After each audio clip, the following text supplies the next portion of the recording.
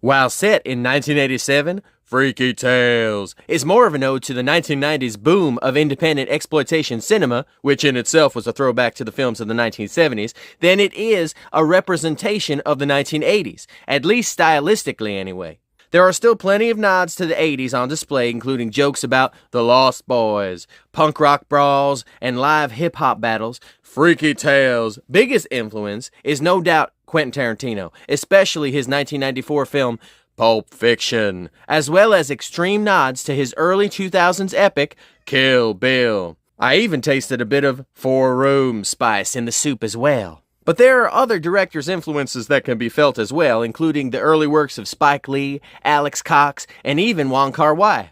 Like Pulp Fiction, Freaky Tales is an anthology film that blends various tones and genres. The film's 4 stories are linked together in various ways, most of which involve characters hanging out in front of a movie theater after a showing of Joel Schumacher's The Lost Boys. A few of them criticizing the ending of the film and how shitty it was that Grandpa decided to withhold from his family the existence of vampires. Freaky Tales never quite goes Lost Boys level supernatural places. However, there is a mysterious glowing green light a la Pulp Fiction's glowing yellow suitcase light that seems to flow through the bodies of the film's protagonists as well as the sky and various objects around the city that the film takes place in. There is also a bit of Last Dragon style psychic martial arts going on.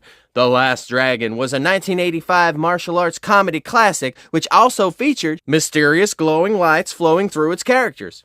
Is this a coincidence? Probably not. Then also in the psychic category, there is a series of psychic-based commercials that run throughout the film, urging folks to expand their minds and join some kind of psychic cult. It's all very recall, recall, recall if you ask me. Freaky's first tale is a punk rock love story that concludes in a violent stand against racism. Then on to the second tale about a duo of female rappers who receive a possible career-changing opportunity. Then on to the most star-studded of our stories about a bone breaker for a crime family with a baby on the way. He is planning to retire after one last job. We've surely all heard that before. The bone breaker is played by Pedro Pascal, but the star power doesn't stop with Pedro. There is also an amazing and quite shocking cameo to behold that I won't spoil here.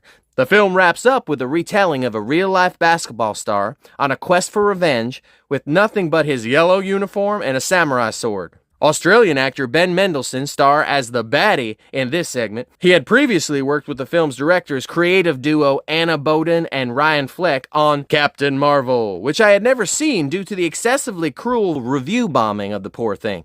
Watching Freaky Tales actually inspired me to finally check it out with an open mind, and would you believe it? The film is actually one of Marvel's better efforts. The moral of the story is, just think for yourself, folks. Don't let the haters dictate your life decisions. You may just wind up with egg on your face. I found Freaky Tales to be an overall good time at the movies. I sincerely recommend it, especially for fans of anthology films.